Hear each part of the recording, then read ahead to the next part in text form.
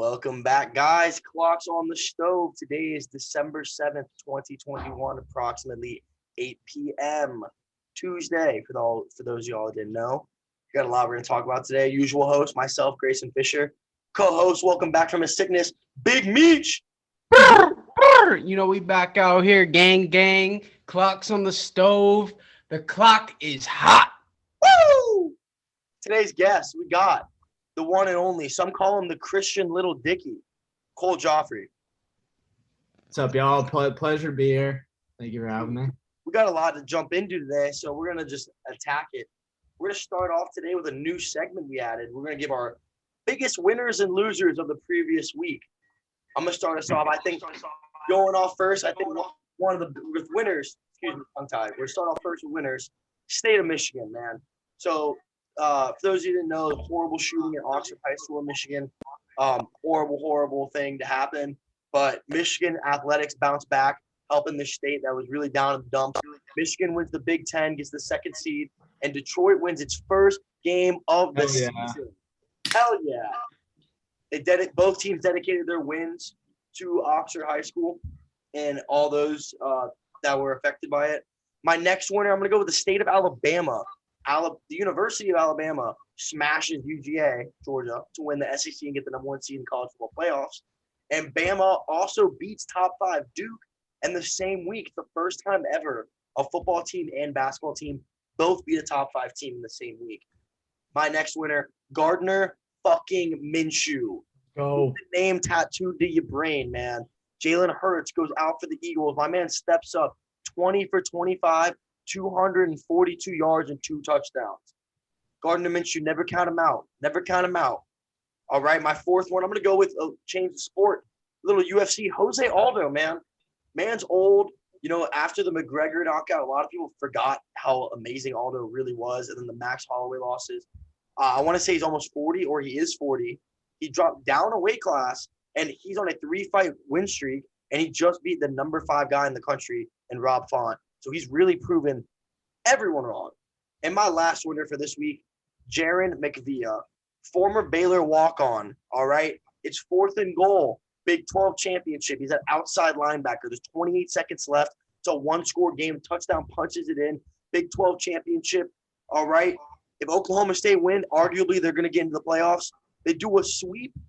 He breaks outside. It's a one-on-one. My man gets the stop at the 1-yard line to secure the Big 12 championship for Baylor. Those are my 5 winners of the week. Big Meech, let's hear yours.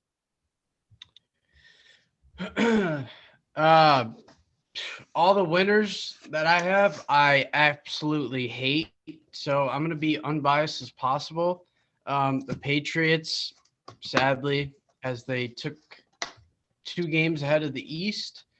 The Finns are on a 5-game winning streak. Steelers, with the big win over the Ravens, kept them in the hunt. And Gardner Minshew, who absolutely tore up my Jets. I don't know what their defense was doing. And listen to this story about the Jets kickers in general. So these are my biggest losers, the Jets kickers. So we drafted, or maybe we drafted him this year in the 7th round or signed him, whatever.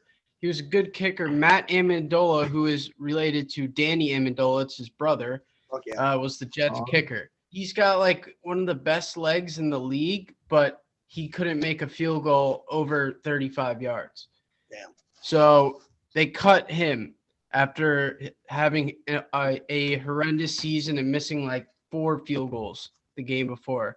So they signed this rookie, Alex Kessman, and he goes in there, misses the first extra point, and they try to send him out there again, and he misses his second extra point.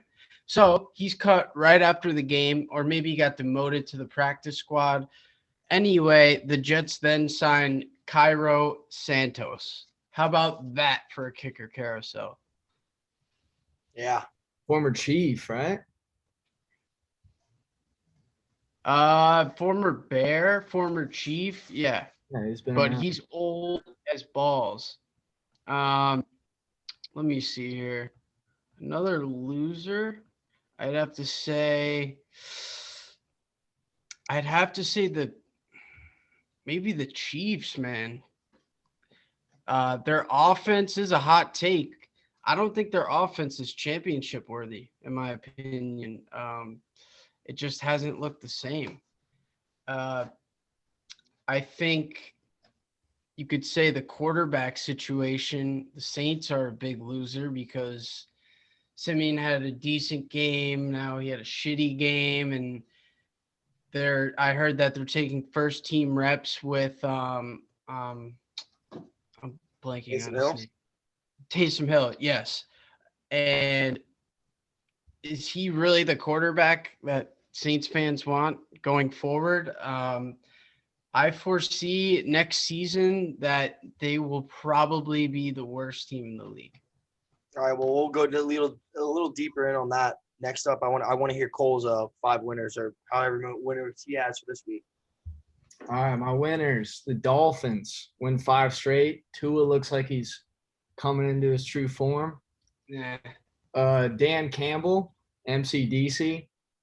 Massive cojones. Dan Campbell wins his first game. It's actually been 300. They were a day off of a year not winning a fucking football game. So good for them. This is the city of Detroit's week. Dak Prescott absolutely torched my Saints.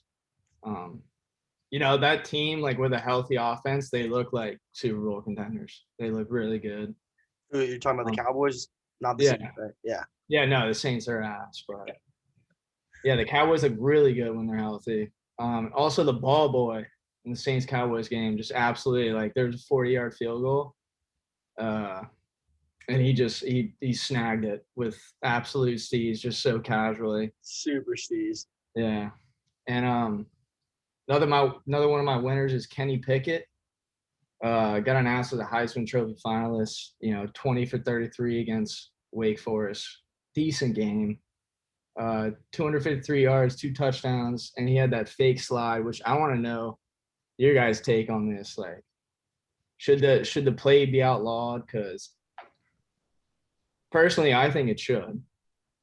I think so. For the people that haven't seen it, Kenny Pickett's quarterback for University of Pittsburgh. He's had an outstanding year all year, like Cole said. Was invited to the Heisman finalists, and in the opening drive of the ACC championship, they're playing Wake Forest. He runs it down the middle of the field on a pass. There's like a fake slide where he slides his foot, the top of his foot, like he's going down. The defender stops and then he cuts it across and scores a touchdown. So my take on it, first thing before I give my opinion, regardless of your take, the play is cold as fuck. Yeah, it is so clean, so clean. Okay, but if you also go back and you look in I can't give you an exact date, but when Michael Vick used to play for the Falcons, he used to do this all the time. He used to slide on one knee, spin up, and then go keep running when they didn't touch him. But my overall opinion is I do think it should be against the rules because those defenders had to tighten up and had to like what's it called? They had to stop running basically. But I don't blame Kenny Pickett. I blame the refs. Don't hate the player, hate the game. You know what I mean? Like I think what Kenny Pickett did is awesome. And if people were really that mad, you shouldn't be mad at him. You should be mad at the refs. You know what I mean? That's my personal opinion on it. I think regardless though, the play is clean as fuck. Yeah. What about I think in the future though, like I mean, as a defender, that's just so hard to fucking. Oh no, yeah, 100%. Think in a split second, like, do I hit this guy? Do I not? Like. Yeah, but then that also goes towards like college football becoming fucking softer. Like. Yeah, I mean the quarterback's already babied enough. I think they should take it out. I'll tell you what, he does that. Who's their bowl game? Whoever they're playing in their bowl game, if he does that, he is eating a shoulder to the mouth. Yeah. So like that was a one-time play, and he just used it properly. But moving on from that, Cole, let's hear what do you have for your losers of the week?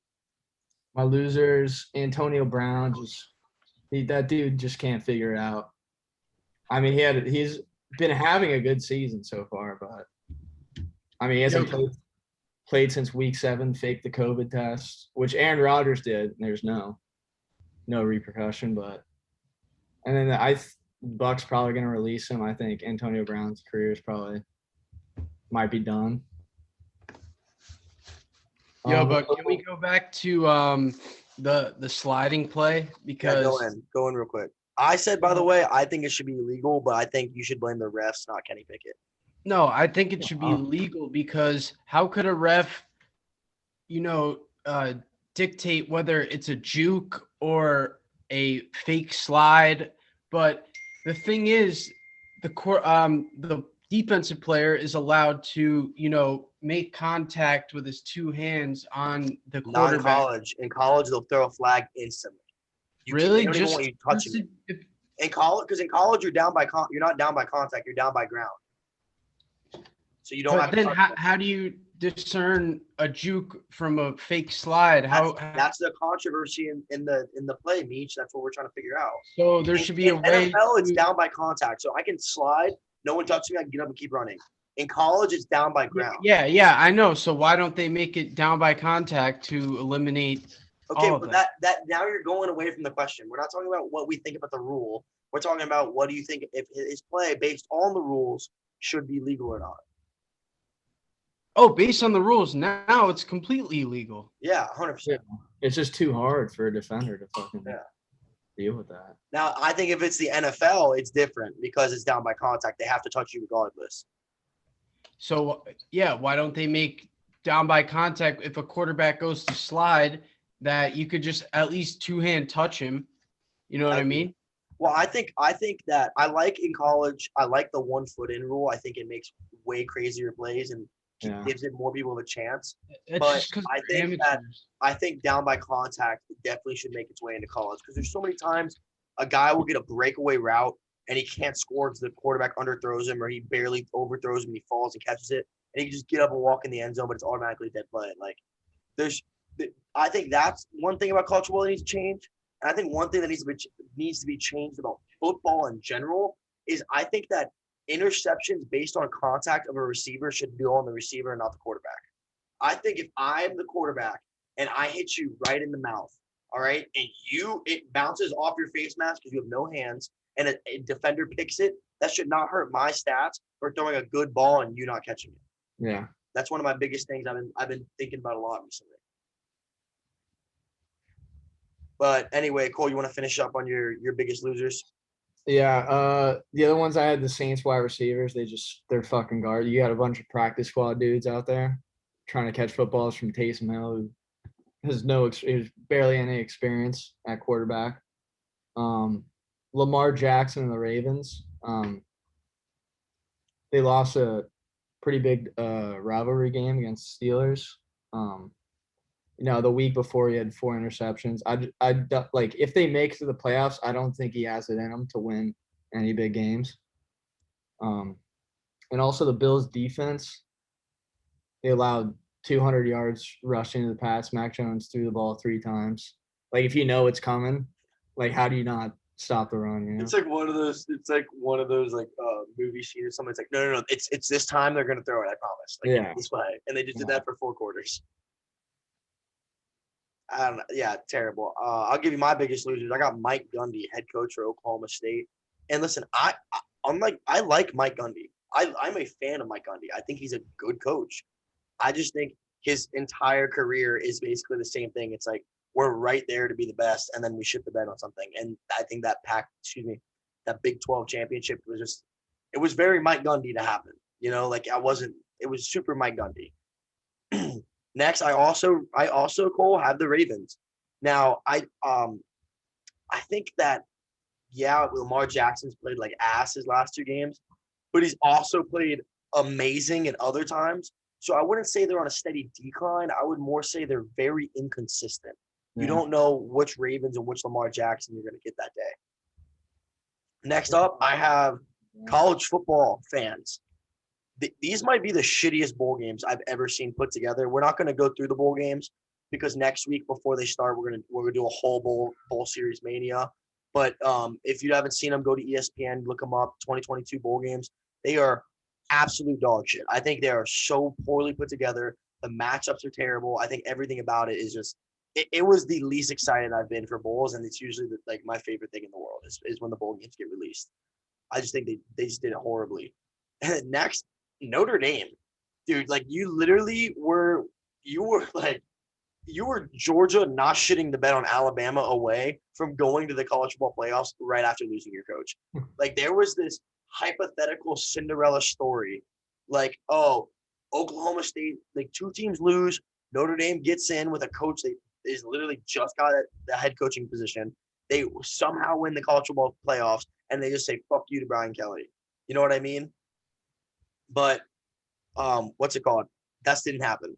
You know, Alabama blew out Georgia.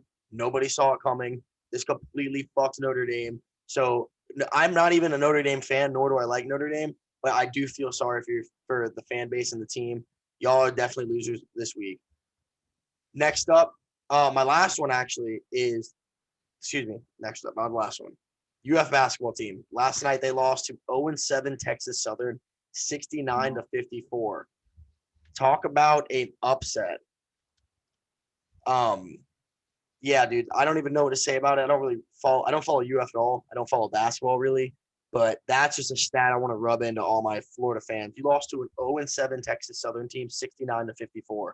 Okay, I think UF's a basketball team too. I think I could play on an 0-7 basketball team. You know, and the last but not least, you know, you gotta have accountability in this world, and you gotta acknowledge when you win. You gotta acknowledge when you lose, and I officially took last in fantasy, you guys. It was not my year. Injuries absolutely fucked me. Just didn't go the way I needed it to go. But you know what? You live and you learn. I'm never doing a league of 14 again because it's impossible to get players once there's injuries. But hey, I had fun with it, I guess you could say. You know, maybe kind of, sort of. Fell in love with Justin Herbert, you know. But that was really the only good thing that came out of my fantasy year. Who'd you have that got injured? J.K. Dobbins offer it. And the problem is I'm in a 14-man league, so there's 28 running backs that are just off the board automatically. Who'd you draft first? I got the 14th pick in a snake draft. Oh, you got fucked. Yeah. I was set up for failure. But yeah, let's dive in a little this week. NFL was very fun. Cole, you want to start us off with the Cowboys over the Saints 27-17? Yeah, it was. I expected it. The defense actually played them tight. Like the Saints played them tight through the first 2 quarters, and then, I mean, you can only ask when you go 3 and out every single fucking drive. You can only ask so much from your defense. They haven't won a game since Jameis went down. Yeah, it's the Jameis curse. But yeah, that was a good Cowboys team. I mean, I fucking expected it. Taysom, I expected Taysom's performance. I mean, 4 interceptions is bad though. It was awful. I think you were right what you said earlier. When the Cowboys are on, they're the best team on the field. Yeah, no, they were on against the Saints. Obviously, the Saints aren't that good either. Yeah. Dude, but I don't know what it is about the Saints organization. I just feel like they consistently have the shittiest luck. Like they do, yeah. Y'all have all the money into the best team. You don't go to the Super Bowl right here. You know, then the play against the Vikings, the play against the Rams, and then you lose all your team. Jameis starts off amazing. Like if you were to tell me in the beginning of the year that he'd be out like by week 7 that he'd have 13 touchdowns and 4 interceptions, I'd think you're like smoking crack. Like, yeah. Can I ask you guys a question? What? Can I ask you guys a question? Let's hear it. Who are your top 3 teams in each conference? Like AFC and NFC? Yeah. Wait, Meech, restart, bro. I can barely understand. No. Tell me your top 3 teams in the AFC and your top 3 teams in the NFC right now. Can we do no order? No order. Yeah, sure. All right, I'm gonna go AFC first. And it sounds kind of ridiculous, but I think New England Patriots for sure. Regardless of if you like them or if you don't, you cannot deny the absolute fact that they are playing the best football, arguably in the NFL right now. Bro, if you're not rooting for a Tom Brady Patriots Super Bowl, like you're not a football fan, you know? Tom Brady versus his son. That's insane. I hate Tom Brady and I hate the Patriots, so I'd rather. Well, have the Meech, Jets Meech, go Meech, 0-6. that's an insane Super Bowl. No, that is hype though. Yeah. It's going to be a washout. The Patriots are not that good. Bro, you're a Jets fan. Like, what do you mean? It's all coaching. Mac Jones is not that good, bro. He's a dink and dunk. It doesn't matter. He fits the system, bro. And it doesn't matter your opinion. Anyone They're could 9 and fit the 4. system. They're 9-4. They're the top 3 team in the AFC 100%. You're trying to tell me if Zach Wilson wasn't on the Patriots, they would be undefeated, probably? They probably No, would. I really don't think no. so. Yeah. All right. Moving on. Wait. I would say my number 2 team. I might go the Los Angeles Chargers, to be completely honest with you. The AFC? AFC, yeah. And then I think for number 3, the AFC is kind of butt cheeks. It's tight. It's definitely tight, bro. Like anyone can in the playoffs. I'm gonna go with the Ravens. I think they're still gonna be fine. They're 8-4. I don't think they're that bad. Those are my top 3 for the AFC. Let's all do AFC first. I'm gonna do top 3 AFC. That I got Patriots, Chargers, and Ravens. All right, can I go? You got it. Top 3 in order. Oh, it doesn't matter. All right. I'm going to go Ravens, Bengals, and the Bills. You are such a piece of shit. What do you mean? There's no way you cannot tell me, regardless of how the fuck you feel, Meech, that the Patriots are not a top 3 team in the AFC. They are 9-4, bro. What do you mean? Bro, They have if the it best were, record. They have on paper, they're the best record. dude, the Bills, They just beat the Bills. the Bro, that Bills game- that game smacked was- them. Bills that game was smacked. flawed, They though. had 4 red zone appearances to New England's 1. Bro. Okay, they That was actually the most biased top 3. I don't smacked care them. what you say. That was the most biased top 3 you could have said. Bro, that game I was hate the fucked Bills too. and I hate the Patriots. It doesn't matter if you hate them. You ask who's the best. All right. All right, cool. so Do your top. fine. I'll go Chiefs, Bengals, Ravens. How about that? Fine, Meech. Fine. All right, cool. I think the Pats. I'm rooting for the Pats. I want to see that. I want to see that matchup. Tom Brady, Pats, Chiefs. Or no. Yeah, I think the Chiefs win out. I think they're on a fucking. I mean, they've won. What do they start? 2-4. They've They won. started no bueno. Yeah, five straight. They're on a 5 games. Yeah. So Pats, Chiefs. I want the Colts. I like Carson Wentz in Indianapolis. Yeah, no, he's really dude. The Colts, He's cooking. the Colts are starting to get their rhythm, and Jonathan Taylor's a dog. Yeah. Fucking insane. All right, let's go. Yeah. Let's go NFC. We're going NFC.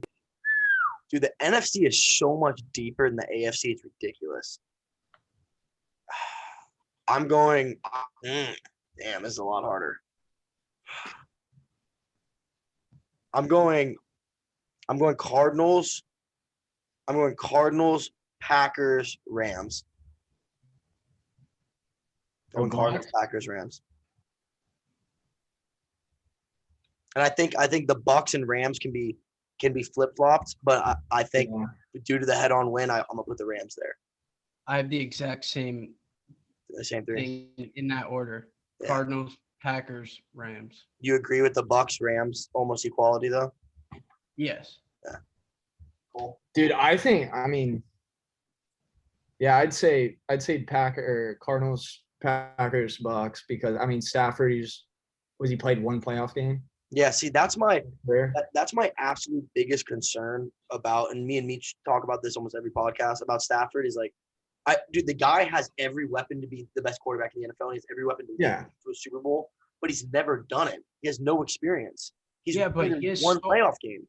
He has so much experience in the NFL. I think that takes that out of fruition. It's different though. It's so I think it is. Like, dude, playing against playoff Tom, like, I don't know if it's so Rams. fucking different, bro.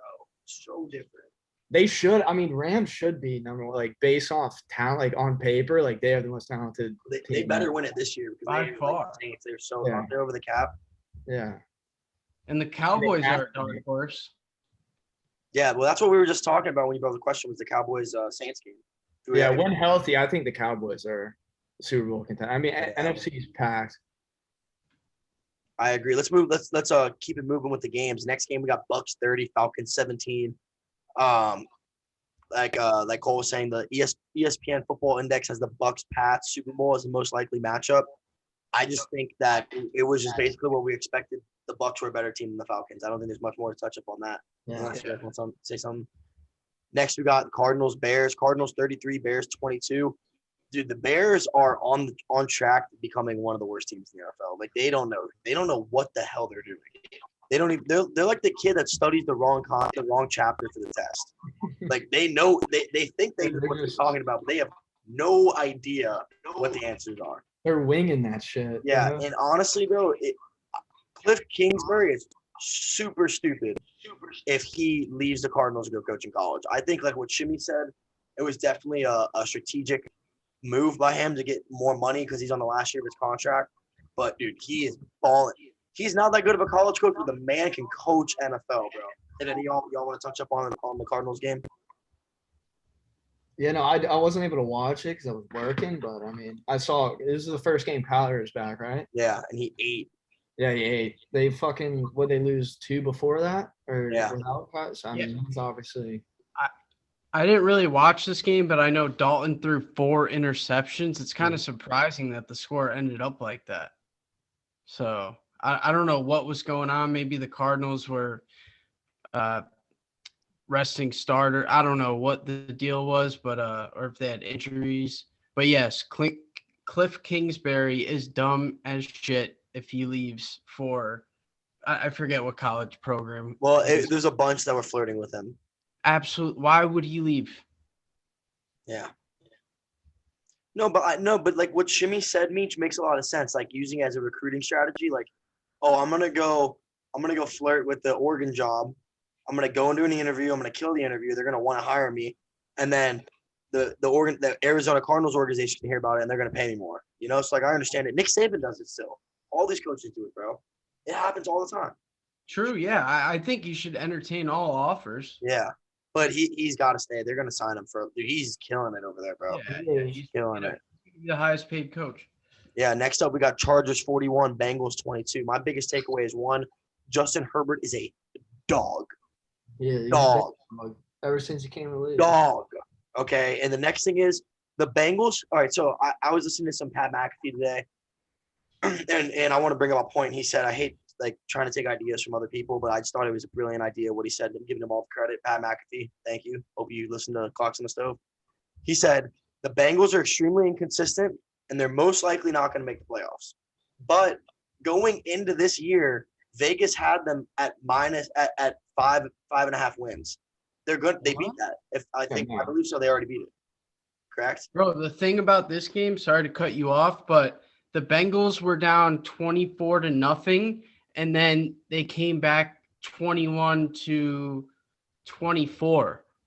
And they also had that touchdown. Jamar Chase fucking just dropped it, threw it. It was a touchdown, but he threw it to the fucking fumbled it, threw it to the. Yeah, so going back, like you said, like Meech, you're right. They're a good team. And that's what I'm saying. They're just inconsistent, but they exceeded expectations tremendously. They were expected to get 5.5 wins, and they have 7 right now, and they're probably going to get a couple more.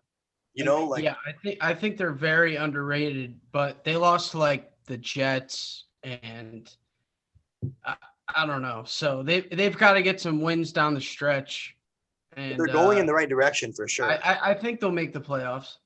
They're going. I don't think the it seems like are as good as they're all cracked up to be. I really don't think so. No, I agree, but I do think that. I think they're doing a lot better than I thought they were going to do this year. Next year, they're going to be a force. Yeah, they're going to be very good. I think they can definitely sneak in this year. We got possibly the most fun game. The Lions finally won. Let's give a golf clap for the Lions. Did you see the Sports Dan Campbell, bro? Look, dude, what were you saying, Meech? Did you see the video of Jared Goff's girlfriend found out during the Sports Illustrated swimsuit? Yeah. Jared Goff is not winning on the field, but he is winning off the field. That is for damn sure. So it's always awesome to see the Lions. We say it every single week, but I'm gonna say it again. They are the best one win, 1-10 team in NFL history. Bro, they have lost 8 games like from a touchdown. Like Yeah, or less. Yeah. Or a world record field goal by Justin Tucker. Yeah. Like insane. I love Dan Campbell, bro. I'm so proud and so happy for that man. What a great time to win too during right after the shooting. The thing is though is like the Vikings really ain't that bad. Like they're not a bad team. Dude, I say that every week, but they prove me fucking wrong. I take them every week in my pool and they suck. Kirk Cousins is having a crazy year, but I don't know what the fuck's wrong with the Vikings. Dude, I don't either. They have their O-line's not bad. All right. Yeah, They don't use Dalvin Cook though. They don't they have Dalvin Cook, they have Justin Jefferson and Adam Thielen when he's healthy. And they have some killers in the defense. I don't understand why they're not better than they are. Who's their coach, Mike Zimmer? I don't know. That's a good Google question. I think it is Mike Zimmer. Who we guessing? Mike Zimmer. It is Mike Zimmer. The Zim. The Zimster. I think they gotta boot him. I think he's got like cancer or something, or I don't know. Get him out. Definitely can't boot him. Oh, no. Definitely can't boot him. Is Mike Zimmer the one that's dating the hot ass model, like 22-year-old girl? I think yes. He is. Hold on. I gotta show you. No. He is. She's the cover model for the December 2021 edition of Maxim Australia. That's hard. That is sick. That's fucking sick. But Okay. Okay, this is Mike Zimmer, and this is his girlfriend. Are you fucking kidding me? she loves him for his personality, though. Yeah. No, Oh, yeah. Just for his playbooks. Dude, he probably has to pop 12 Viagras even looking at her just to fucking get a little soft chub. No way. He's probably nuts before he sees her, bro. Was she so hot for him? Dude, he's probably getting test shots just straight in his nutsack. That's awesome. But yeah, man, I'm really happy for the Lions. I want to give a special shout out also to Justin Jefferson. He stepped up huge for injured Adam Thielen, 11 receptions, 182 yards, and a touchdown. So Did he get the Giddy?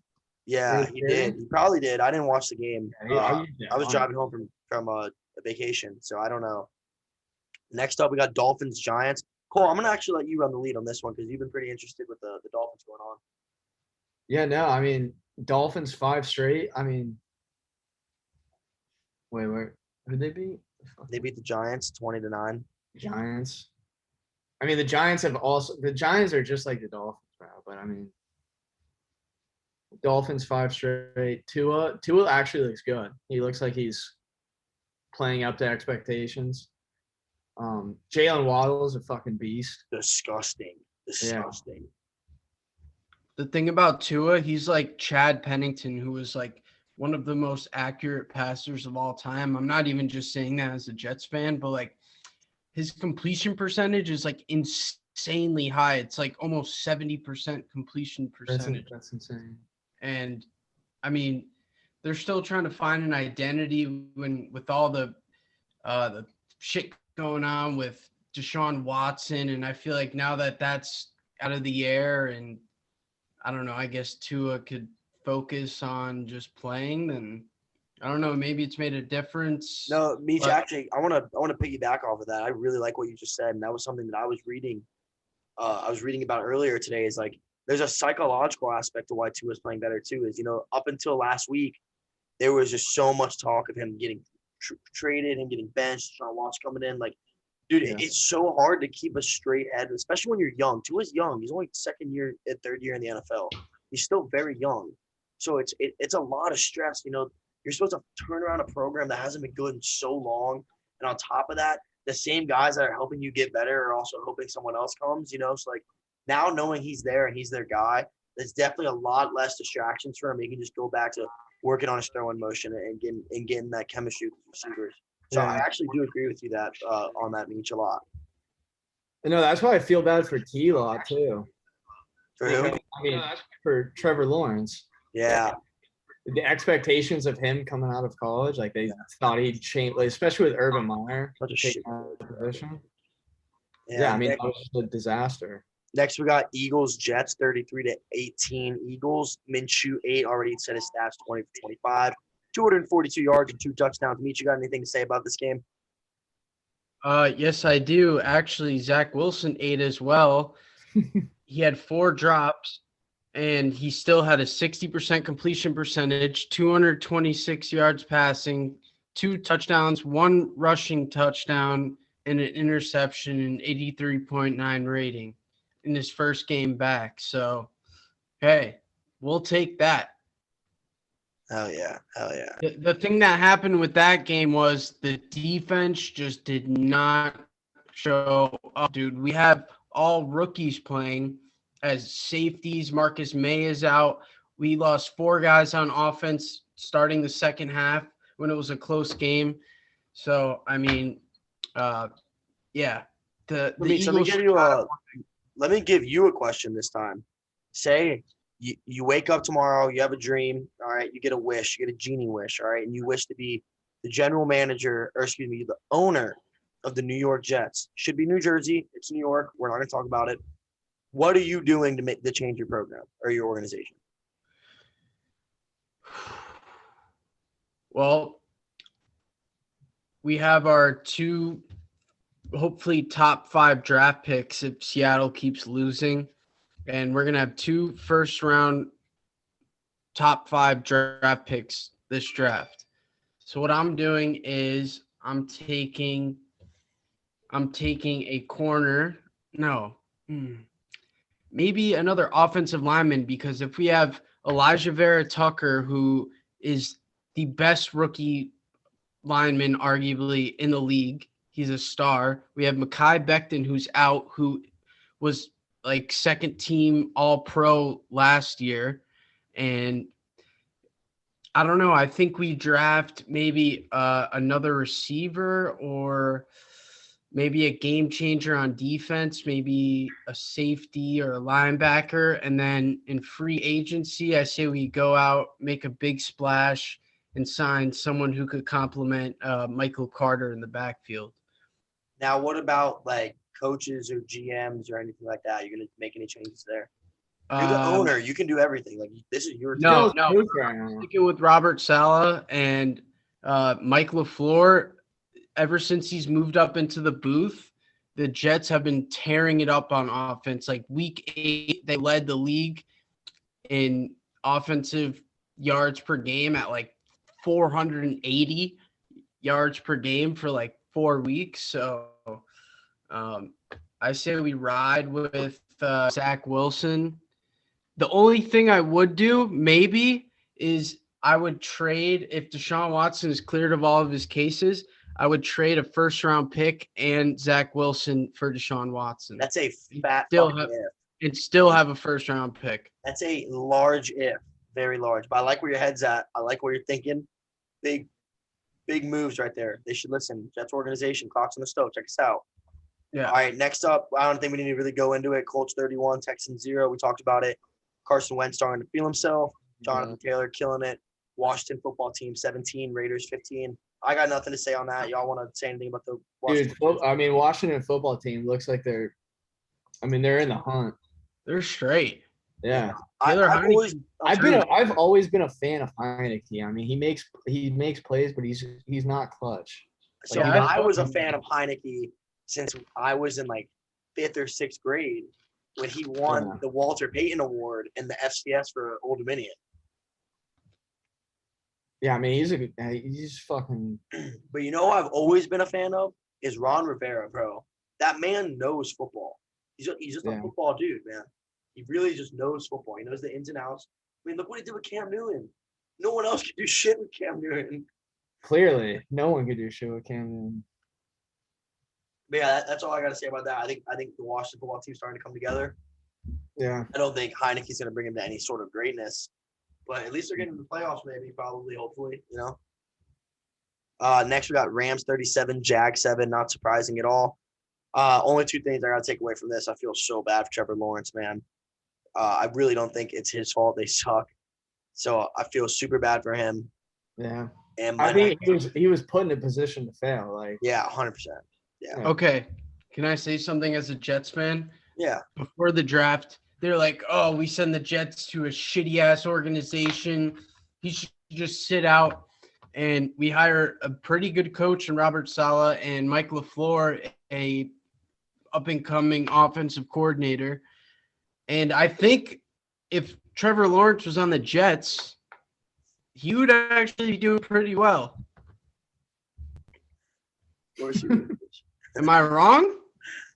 He'd be doing better than that fucking shit show of an organization. No, I do agree. There's definitely more support and more upside to the Jets, but I don't think he'd have him in the playoffs or anything. No.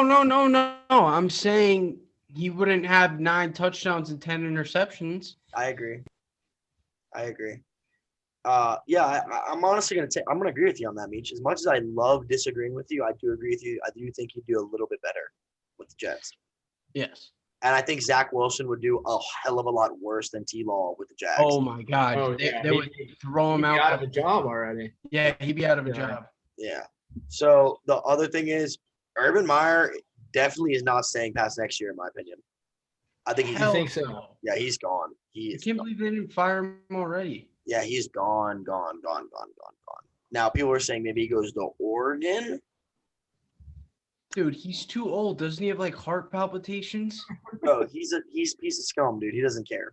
He's gonna retire. Yeah. Anyways, moving on from that, Steelers 20, Ravens 19. Ravens seem to struggle Big against man two from the teams. Steelers.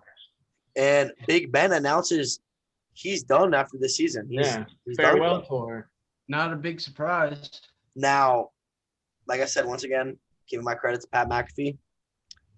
The last time we saw this happen, like a player announcing in the middle of a season, like I'm done, was Ray Lewis, and the Ravens gathered around him and won a Super Bowl. You think the Steelers gather around big old Ben and win a Super Bowl for him? No fucking shot, man. I mean, the dude still has a hose. Like he has a tank of an arm, but Yeah, no, he's got a cannon. I It just I mean, that offense is they don't make the good. playoffs. What do you say, Meech? I bet my left nut they don't make the playoffs. Yeah, I agree.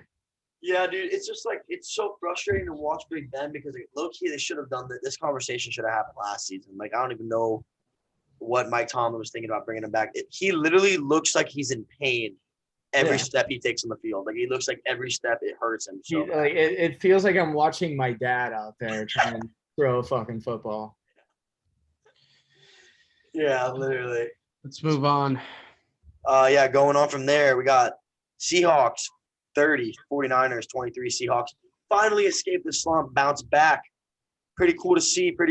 That's all I really got to see. I didn't get to watch that game. This is bad. I'm pissed as a Jets fan because we own their first round pick. So actually their next 2 first round picks because of fucking Jamal Adams. They fleeced them. Damn. So Yeah, no one else got anything to say on that game? nope. We got Chiefs. George Kittle's back though. Who? George Kittle, 180 or fucking 2 touchdowns, 180. Who started Garoppolo, right? Yeah, I believe so. I didn't watch this game, to be honest with you. I saw George Kittle go off. And then we got the Just- Sunday night game, Chiefs 22, Broncos 9.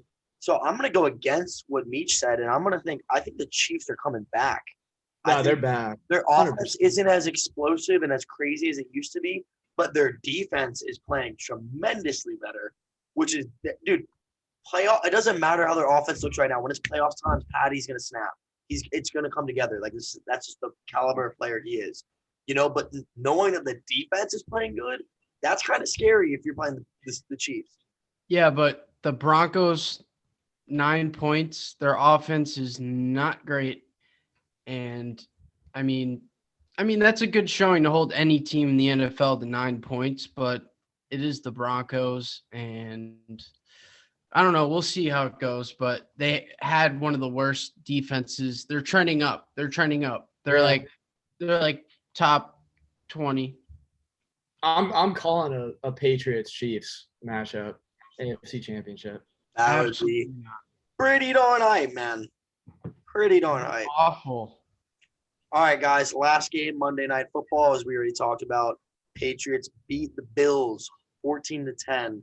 Such a boring ass game. Game was awful. Yeah, I turned it off after So like this. boring. So I watched maybe a quarter and a half, so I couldn't do it. And I watched the end of the game. It was so boring. I wrote Pats really had to win the Super Bowl. LOL. They might, but the Patriots threw the ball 3 times and ran it 46 and still won. Like how, dude? At that point, I'm not even putting a safety in the field. Like I'm putting like a strong safety in between the linebackers and corners, and I'm bringing the house every time my linebackers. Like I don't understand.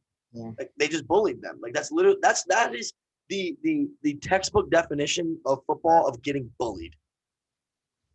No, those backs were good though last night. Damon Harris. I mean, that dude Stevenson, like he's like 6'4", 230, 240. He was just demolishing dudes. Yeah, but that's all I got for NFL. To wrap it up real quick before we move on to college football. If you had to pick right now who you think gets Coach of the Year in the NFL, who are you giving it to, Cole Joffray? Probably. It's tough. So you want me to go? Yeah, you go. So going into today, I would have said Sean McVay for putting together such an amazing team. But I think realistically, you got to give it to Cliff Kingsbury, bro. Like the Cardinals really were not good before he got there. I mean, they weren't like the Browns bad, but they weren't anything good. Now they're 10-2. You know? My 2 picks are, I'd say Cliff 1 and LaFleur 2nd. Okay, yeah, I could see that. I can see that for sure. I think give it to McCarthy. What he's done with the Cowboys. All right. I can see that. I can see honestly all 4 of those. I think all of those are very good. If you had to say who you think did the worst as a pure coach, just as a coach this year, who would you? I got 100% say Urban Meyer. Like I think without a doubt. Yeah. Without a doubt, Yeah. Urban Meyer. Urban Meyer by far. Yeah. Yeah. So that'll wrap up our NFL. Let's move on to college football. So it was championship weekend. A lot of stakes were on the line. I'm gonna run through the title games we had with the Pac-12. Number 17 Utah beat number 10 Oregon 38-10. Utah is Cristobal's daddy. CUSA, we had UTSA beat Western Kentucky in an absolute shootout, 49-41. Probably the craziest one of the weekend, the SEC. Bama throttles. Number 3, Alabama throttles. Number 1, University of Georgia, 41-24. Big 12 championship. Number 9, Baylor holds off. Number 5, Oklahoma State ends their playoff hopes, 21-16. Big 10, number 2, Michigan, absolutely booty clap. Number 13, Iowa, 42-3. We have the AAC, number 4, Cincinnati beating number 21, Houston, 35-20, making themselves the first group of 5 team to ever make the playoffs. Sun Belt, Billy Napier is finishing out the season coaching for them as he just going to the University of Florida for number 24, Louisiana, beating App State 24-16. ACC, we talked about it earlier with Kenny Pickett. Number 15, Pittsburgh beats number 16, Wake Forest, 45-21. Mountain West Conference, Utah State, 46, defeats number 19, San Diego State, 13. MAC, no one cares about the MAC at all, but NIU beats Kent State, 41-23. Our college football playoffs is looking as number 1, Bama versus number 4, Cincinnati, number 2, Michigan versus number 3, University of Georgia. Something I want to bring up real quick as a talking point is there's a lot of people talking about, Cincinnati won out. They deserved it. They did all the right things to get to where they're at. Now, I don't think that I really believe that Cincinnati got in because of last season and this season. I don't think they got in just because of this season. They're I think 24. They're 24-1 in the last 25 games. And their only loss is a game-winning drive against the University of Georgia. So I do believe, and luck played them huge parts too. Oklahoma State losing, all these upsets, Oregon getting upset, Ohio State getting upset. There's a lot of things that bless them. But I think if you look at it from like another standpoint, say San Diego State went undefeated this year, right? Mountain West Conference, solid conference. We're not talking about the MAC. not talking about the Sun Belt. I'm talking about a solid conference. If they win out, even with this like the same like level of schedule as Cincinnati, I don't think they get in. I really don't, and I think that this is another flawed aspect of the college football playoff is that it's not year by year, which is what it's intended to be, but it's really program versus program. I feel like, and I think that this Cincinnati getting in really shows it, in my opinion. Yeah, that goes back to the UCF year too when they went undefeated. They fucking throttled Auburn in that bowl game. Yeah. They probably should have been in the playoff. Yeah. So. Yeah, and when they beat Baylor too, you remember in 2014. So yeah, those are definitely things to consider. The Heisman finalists were announced. We got Bryce Young, Alabama quarterback, Kenny Pickett, Pittsburgh quarterback, Aiden Hutchinson, Michigan defensive end, C.J. Stroud, Ohio State quarterback. I don't disagree with these guys. I don't disagree with these guys being on there at all. But I think that if you're gonna, I think that there's 3 guys that weren't added that definitely need to be added, and that's Michigan State running back Kenneth Walker. I mean, dude, they played the number 2 team in the country, Michigan, and he had 300 rushing yards and 5 touchdowns. Like, well, I don't understand how he's not even invited. Like, he had an historic season. I think the next is Jordan Davis. Defensive tackle. Georgia? For Georgia. How did he not get in over Aiden Hutchinson? Yeah, no, exactly. And that's what a lot of people are talking about. And I also agree with that. I don't understand how he didn't get invited. He's arguably he had one of the best defensive tackle seasons in college football history. Like, absolute monster. He's strong, he's fast, he's smart. Like, the kid can do everything asked of him. And then my third one was, I can't freaking remember his name, and I can't find him. It's the linebacker for Alabama. What's his name? I really can't remember. Y'all know what I'm talking about? No. Linebacker from Alabama? Yeah, he's eating this year. I apologize, by the way, for not having his name previously up here. Definitely should have done that. I thought I remembered it. All right, so I'm gonna go in while you look for his name. I'm gonna give my take on the Heisman finalists. Will Anderson. I'm sorry, Will Anderson. I think Bryce Young's gonna win it, but I really think Kenny Pickett should win it because he is tearing it up. I know it's Pitt, but it's a popularity contest, and Bryce Young's gonna win it. Well, he's also tearing it up with Pitt's offense, not Alabama's offense. That's the thing. He's tearing it up with Pitt's offense compared to Bryce Young with all the weapons he has. Yeah, he doesn't have Mechie. There's no Mechie on Pitt's whole fucking roster. Exactly. So I don't know. But what brings in, let's be honest, Meech, the NCAA is all about money. And what brings in more money? Kenny Pickett winning the Heisman or Bryce Young winning the Heisman?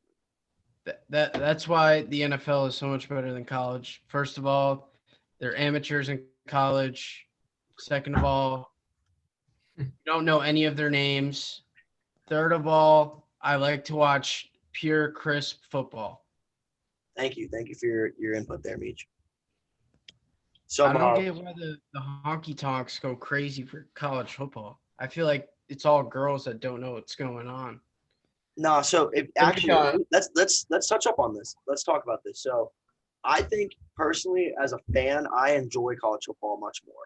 Now, I think watching a high level NFL games such as the Super Bowl and AFC and NFC Championship is more fun than any college football game because of the absolute level of play.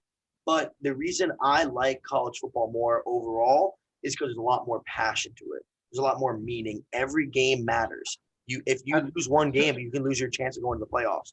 You can get into the playoffs in the NFL going 9-7, and then win the Super Bowl. So it's not as the importance isn't there as much as well as the tradition. You have those those ancient schools that have been doing these things for years. You have bigger stadiums. You have students behind it. There's a much more purpose and reason for everything. And these kids are playing more with heart over money. So that's personally why I enjoy college football more. There's just it's week in and week out. It's more important. Every game matters more. So there's much more things to watch out for. Much more matters at stake. But watching, like you said, they are amateurs. So watching the level of the NFL is much more entertaining. They are better. You see that they're better. But I think overall as a whole, if we added all the factors, I prefer to follow college football. The thing is, though, like you said you don't think every game matters in the NFL. Well, I think it matters even more to them than these college players because they are getting analyzed on every single play, which will, that determines their pay grade going down the line. You know what I mean? So they're playing with more heart. I shouldn't say more heart, but just as much heart as the college kid out there that won't even make the league. Just because it's based on money. But I mean, even now NCAA players can get, NIL deals and whatnot, but it's not fair to say that the professionals don't play with everything they've got because, like I said, they're analyzed on every play and that bases their pay grade and, their level of interest going into free agency. And also you got to think about the guys that are on the practice squad still trying to make it. And, it's a competitive league and it gives us the best of the best. And I just like to watch professional football, in my opinion. Now, Meech, I'm not saying that they're not giving it their all. That's not what I'm saying. What I'm saying is if you watch a super high, the Cardinals, they're probably arguably the number one team in the NFL right now, right? If they lose next week, yeah, they're going to be fucking mad, but they're still going to the playoffs. They still have a shot. Like, everything's good. Ohio State doesn't lose one game this season. They lost two. They win one of those games. They're in the playoffs. So there's much more at stake every game. Like that one game the Cardinals lose, it's all right. Yeah, it sucks, dude. They want to go undefeated. Like, I understand they're playing with everything they have, but it's not going to ruin them. It's not going to break them. Ohio State losing that one game, bro, their season's over. Yeah, but that's the thing. You have these probably 15 teams that are head and shoulders above the rest of college football. And, like losing one game, like you're out. I mean, but you're supposed to win all those games. You know what I mean? Because you're so much better. That's why I like the NFL because any team can beat any team 100%. in any week. Yeah, but then that also you can counteract that argument and state that you don't get as good of upsets. That's another thing about college football. You can get crazy upsets. Every team in the NFL is good enough to beat each other. They're all the best football players in the entire world. Like that's not an argument. All right. But in college, you can get App State beating Michigan at Michigan. You don't get that in the NFL. No, you're right. College football is exciting. I'll give you that. The excitement factor, but just coming from a pure football standpoint, I just prefer the NFL. It's not like I hate on college football. No, yeah. It's just I prefer the NFL. And one thing that I like watching those the playoff games and the big SEC games, but other than that, it's kind of like, No, yeah, and to piggyback off you, like I don't hate the NFL at all. I used to never watch the NFL. I used to refuse to watch. I used to hate it. I got into college. I started hanging out with you more, Meech, hanging out with other guys, and they really made me respect the NFL. And I think growing up and meeting some NFL players and high caliber players too also changed my aspect a lot and made me appreciate it more. But the one thing that's awesome about college football that NFL doesn't do is that every single Saturday, college game day is at the best game is there. You know that regardless of if you know the teams or you know whatever's happening, if you watch the college game day game, it's the best game. The Bills Patriots game was not the best fucking game of the week. That game sucked ass. The big games you have because they have to divide it so everyone gets a fair amount. It's not the hype of the big game for the NFL is not the same hype as a big game for No. I'll counteract that because mid-season, they will flex the best game to Sunday Night Football. Okay, I take that back then. I'm sorry. So yeah, it's a good argument. I mean, there's arguments for both sides. So Another Yeah. thing, I as a person that doesn't watch college football, it's hard to get invested in a team when there's players that are gone in 2-3 years, exactly. and like you're fans of these players, and then I mean you have to like learn.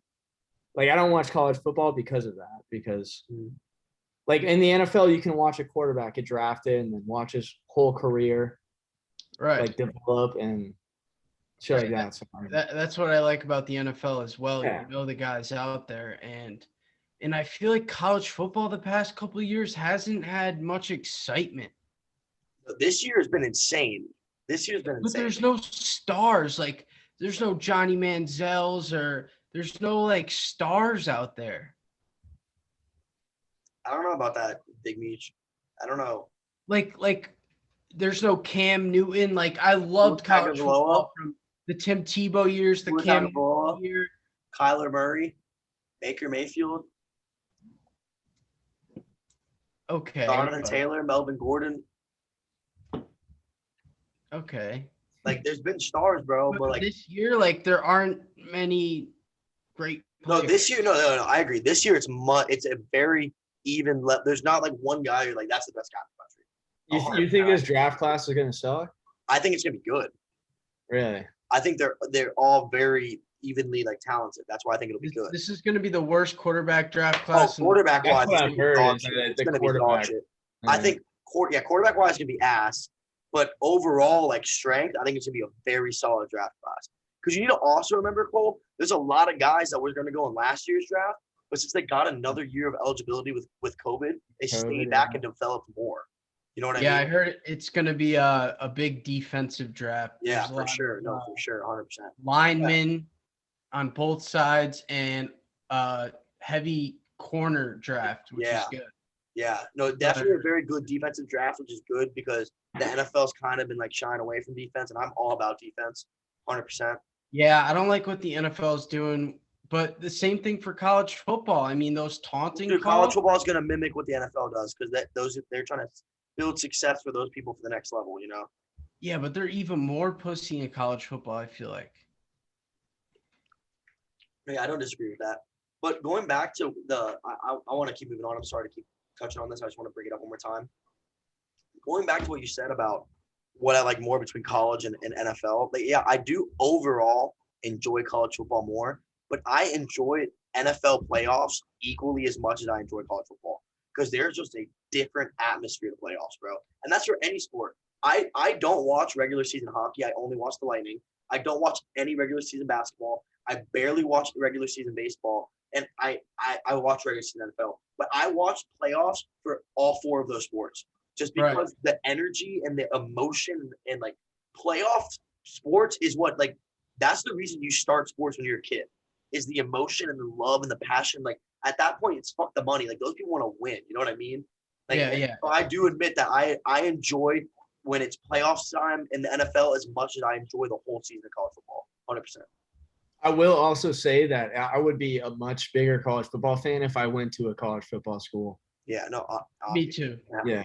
But like FAU was lit like before you guys got there. They were No, our freshman year was lit too. Yeah, they had Yeah, Lane. yeah. When we lost Lane is when it went downhill. I was with it right when Lane got hired. I went there, and dude, it was awesome. Yeah. Dude, one thing I love, like I don't want to diss on Taggart. I'm just not a big Taggart fan, you know. And like I knew his son growing up in Tampa. Like I just don't think he's that good of a coach. But the one thing I loved about Lane that I think I don't know if he's still doing it at Ole Miss, but I think one reason he made so much success at FAU was how he was so involved in our community. I would see him on campus like every single day. He'd be playing basketball in the rec. He'd be in the outdoor basketball by the baseball fields. He'd be walking around. He'd take a picture with you. He'd come to our tailgates. Like he was actively involved, and he made a community that didn't care about football really care. Yeah, You know, there that's definitely was a different energy. Like 100%. And then when Taggart came in, I don't feel that energy at all. Really, I haven't been to a Taggart game, so Yeah, but do you know what I'm talking about with Lane? Like he was always Yeah. actively like Yeah. saying No, these they stuff. had the fucking the Lane train. The Lane train with ESPN. Yeah, he was always. You were always knowing about Lane, and it was. And I think what he did was genius. Get involved. I didn't know a single player on the team besides Tronny, like a single name besides I knew Lane Kiffin though. Exactly. Yeah. So that's what I'm saying. I think he did a good job with that. We're not seeing that. We're not seeing that at all with Taggart at all. Yeah. But moving on from that, we're going just some quick background news of what happened in this past week of college football. Since we had such a big college football podcast last week, is insane. We got Lane Kiffin signs a contract extension. Speaking of Lane Kiffin, signs a contract extension with Ole Miss. You know, all these schools, Ole Miss has been freaking the fuck out these last couple of weeks because everyone that gets a coaching opening, they're like, we want Lane Kiffin. You know, and he's losing Matt Corral, who's his baby. So he's definitely freaking the fuck out about that. But they locked him in. We got Mario Cristobal in Miami, agree on a deal. Did you see the video of them like handing him the jersey? Yeah. Yeah, the little they handed him like a U small. Yeah. But the thing is, I got three things I want to say on this. Mario Cristobal, I like Mario Cristobal. I think he's a good coach. I think he's done a very good job in Oregon. Okay, but I think he's a little bitch from running because I think he couldn't beat Utah, and he realized, well, instead of having to just worry about Utah, now I also got to worry about USC with Lincoln Riley there. I'm gonna head out. All right, but going to Miami is gonna be way easier to recruit, way easier. He also has a very, very, very good athletic director. You know, so that's also going to help him a lot.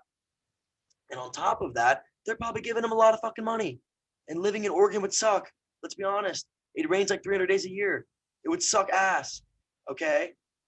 But the thing I want to take away the most from this is not Cristobal as a coach, but is Cristobal as a man. He is the only coach so far this season that has told his team before he told the media that he was leaving. And I have the utmost respect for him as a human being for that. 100%. 100%. Same. Utmost respect, you know. But moving on from that, Oklahoma getting Brent Venables, huge for the Oklahoma program. He's a very defensive-minded coach, right? You want to hear a little crazy fact that, he's defense coordinator from Clemson. Yeah. Oklahoma hired Clemson defense coordinator Brent Venables to be their head coach. Oklahoma has not had a top 10 defensive team. It's not a top 10 defense since Venables was there. We said in the last podcast, if Oklahoma wants to have a good transition into the SEC, the first thing they need is a defense that's nasty and a coach that can recruit. And Venables checks all the boxes. Do you think that's enough to keep Caleb Williams at Oklahoma? So I was reading that Caleb Williams will only stay if Oklahoma gets Joe Brady as their offensive coordinator. Oh, wow. Do you know who Joe Brady is? I do not know who Joe Brady is. He was the offensive coordinator for LSU when they won with the Joe Burrow team, and he was the offensive coordinator for the Panthers this season and just stepped down. yeah, and just He's got trying to fired. Right? He's trying to get back into the college football scene. If So- you are Oklahoma and you just got Venables, you are doing whatever the hell you can to get Joe Brady because that is the absolute best duo that you can get to, one, keep your quarterback, and two, set you up for success going into the SEC. 100%. 100%. Now, on the other end, if I'm Dabo, I am fucking freaking out. Freaking out because is Dabo a good coach? 100%. Great fucking coach. You don't win natties and be as consistently as good as he is without being a good coach. But there's been times where they are not that good, and the only reason they stay good is because their defense carries them, aka this season. He's gone. So that makes the ACC crazy. You know, I think that makes it so much crazier. I think Clemson, with their prestige and with Dabo's prestige, they're going to get someone pretty solid. But he's probably the best defensive mind in college football. Yeah, that's huge. Yeah, that's huge. Especially if you're Oklahoma and you just lost Lincoln Riley, like you're like fuck. But getting him, I don't know if he's gonna be Lincoln Riley good. Obviously, he's been a head coach, but he's definitely the guy to get. That's the first time this offseason of the coaching carousel where I've been like, they should get this guy, and they got the guy. That was the right pick for Oklahoma. 100%. Moving on from that, we just got Miami and Joe Brady are in the talks. And last thing to bring up, Oregon defensive end Thibodeau to skip bowl game, projected #1 pick in this upcoming draft. Cole, what is your opinion on players doing this? I mean, dude, you do it. Like, you're the #1 pick. You're the #1 prospect. Like, who gives a fuck? It's a bowl game. What's the bowl game? Like, what's at stake? Yeah, I do agree with that part, but then I also disagree with the part with dude, let's be honest. This is a lot. College is the last time it's like you're playing for fun. It becomes a job and becomes like a life after that. Go play with your boys, man. Those are your brothers. Like that's the last time you're gonna be able to hang out with those guys, play with those guys. Like, dude, like go out there and ball. Go out there and play in that Oregon uniform one more time because you're gonna miss it so much. And it shows I think it shows some character traits too, a little bit. Yeah, that I do agree with. It does show character traits. But this is one concern that Nick Saban always talks about why he doesn't want the college football expansion. He thinks that if you expand it, it creates it basically creates, if you're not in the top 8, your bowl game doesn't really matter. So you're gonna see more people sit out. Which I definitely agree with. But dude, look at Dalvin Cook. Dalvin Cook didn't sit out his bowl game in the Orange Bowl against Michigan. He balled out, and that definitely helped his draft stock. Definitely. Yeah. Definitely helped his draft stock. But that's about it for college football. Wrap up. We got UFC 269 this weekend. Big fight card. Not really getting too much publicity because the guys on it don't really talk too much shit. Starting off at our main event, we have the UFC lightweight world title on the line. We got the champion Charles Oliveira defending his belt against the #1 lightweight fighter in the world, Dustin Poirier. I'm gonna go with a Poirier finish in the third or fourth. You think a Poirier submission? Poirier? No. It's gonna be a TKO. So the thing is, I think Oliveira is so talented. And for those of you that don't know his story, bro, one of the greatest stories of a pro athlete ever. He was born in the super poor-ass villa in Brazil, super shitty small town, and he lives in the same villa today, and he financially supports all those families that helped him while he was coming up as a fighter. So you gotta love a guy like that. I think he skill-wise matches up beautifully with Poirier, but I think Poirier is gonna make it not a technical fight. He's gonna make it a dog fight, and we've seen Oliveira quit in the past. And I think this is Poirier's about to win. Khabib said it first. He was the guy to take it after him. Who you got in this fight, Cole? Dude, I don't know. I think if Poirier keeps it on the feet, it's his. But I think if it goes down, like they're grappling and shit, I think Oliveira takes it. Yeah, Oliveira is so smooth, bro. Yeah, I mean, dude, honestly, Oliveira's 3 of his last fights were TKOs, right? Yeah, he knocked out Kevin Lee. Yeah. Then he ragdolled Tony, and then he knocked out Michael Chandler. Pretty good last 3 wins, if you're asking me. Yeah. Next up, I don't even know. I'm not even going to touch base on it. Women's bantamweight title. Amanda Nunes defends her title against Juliana Pena. I'm going to go. She finishes her within 3 rounds. Yeah. That's you're giving Pena 3 rounds? Yeah, 35 especially because the cuts usually hurts Nunes for that first round. 45 is easier for her. But I think I'm not saying it'll go 3. I just don't think it'll go to championship. Maybe if it goes 3. That's the queen right there. Yeah, that is the queen. And honestly, she's a top 10 pound for pound fighter in the world, including men. She's top 10. I mean, she's the fucking GOAT. Yeah, she's literally unbelievably talented. Yeah. Next, we got a welterweight bout between number 12, Geoff Neal, and number 14, Santiago Pozzovivo. I don't know anything about Santiago. I know Geoff Neal's got some freaking monster heavy hands. I'm going to go Geoff Neal win. I don't know how. I don't know what's going to happen. I'm just going to go off of him based off familiarity. Yeah, I have no idea who the fuck these dudes are. Yeah, I don't. The only reason the fight's there is because the Masvidal Leon Edwards fight got pulled off. He spells his name. I'm just gonna go with Santiago because this dude spells his name fucking weird. Fly, now, arguably the most interesting fight is at flyweight. We got number 6 Kayak Kara France fighting number 7 Cody Garbrandt, former bantamweight world champion. He's jumping down to flyweight. I really don't know. If you don't know who Kayak Kara France is, he trains with Israel Adesanya, Alexander Volkanovski, Dan Hooker, like all those killers at that gym. So, dude, Cody Garbrandt is so hard to say what he's going to do in his fights because he'll fight like he's the best in the world, and then he'll fight like dog shit right after. Plus, he's cutting down to 25. And last time we saw that with TJ Dillashaw, who got finished in about 40 seconds to Henry Cejudo. Yeah.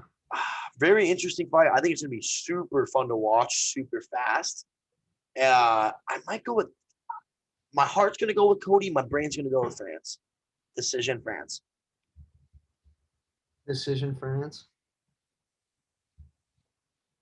Dude, I'm pumped on this bantamweight fight. Sean O'Malley. Like, this is like his first competition. Yeah, so that's the next one. We got number Yeah. 15, Raulian Paiva fighting Sugar Sean O'Malley. So Sean O'Malley is currently 0-1 versus ranked fighters. Yeah. And this is going to be a test for him. I do think he's going to dog him, though. I think it's going to be a first-round, very close fight. This guy's training hard. Like, you beat Sugar, bro, that's a payday. But Yeah. I just think he's better. I think he's just better than this guy. Dude, I was watching a fucking video with Sean. He's saying he's like he thinks he's a performer. Like he places the same importance as him being a performer as he is as a fighter. Like he wants to put on an act. He wants to finish people like with like crazy knockouts, crazy finishes. So I mean, I'm against a ranked fighter. I don't know. I hope Sean wins. I don't know if he's going to get a finish, Yeah. but I think he's going to win. I hope so, too. I like Sugar Sean. He's a meme, and I don't think he's a top 10 fighter, but I do like him a lot. And he has made a lot of smart things. He said, fight the worst guys for the most money on the biggest cards. That's how you got to do it. Get the shit out of him. Next, we got featherweight number 7, Josh Emmett, number 9, Dan Ige.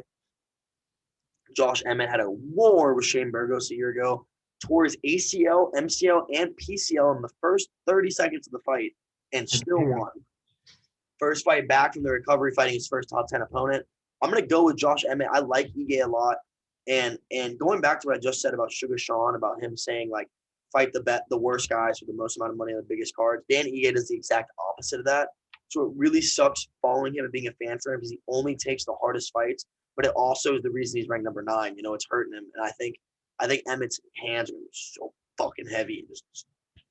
Dude, when Josh Emmett hits you, like, if you don't know who this man is, go look him up after this. People die when he hits them. Like, he buries people when he hits them. He's like 5'7", like thick as shit, and just throws shoots. He's a short king. Short king for sure. And then the last fight, we got bantamweight number 8, Pedro Munoz, number 10, Dominic Cruz. I'm gonna go. I love Pedro Munoz. I trained with him at American Top Team my sophomore year. He helped me a bunch with my jiu-jitsu. I just couldn't be logical, and I think Dominic Cruz is gonna beat him. To wrap up the podcast, bare knuckle boxing goes to Tampa, Florida this Thursday. And my very good friend and training partner is making Steve-O the Blessed Morris, making his bare knuckle debut Thursday, December 9th, bare knuckle. BKFC Tampa, opening prelim, 7 p.m. Watch it on YouTube. Check it out. Watch Steve-O make his name known in the professional boxing world. Cole Joffray, thank you for coming on. Any last words? Pleasure. Go Saints. Go Saints, baby. We'll have a college football bowl mania coming up pretty soon. Stay tuned. Follow us on Instagram. Follow us on TikTok. Check us out. We're on YouTube, Spotify, and Apple Podcasts. Thank you guys for listening. Clock's on the motherfucking stove. Oh, yeah.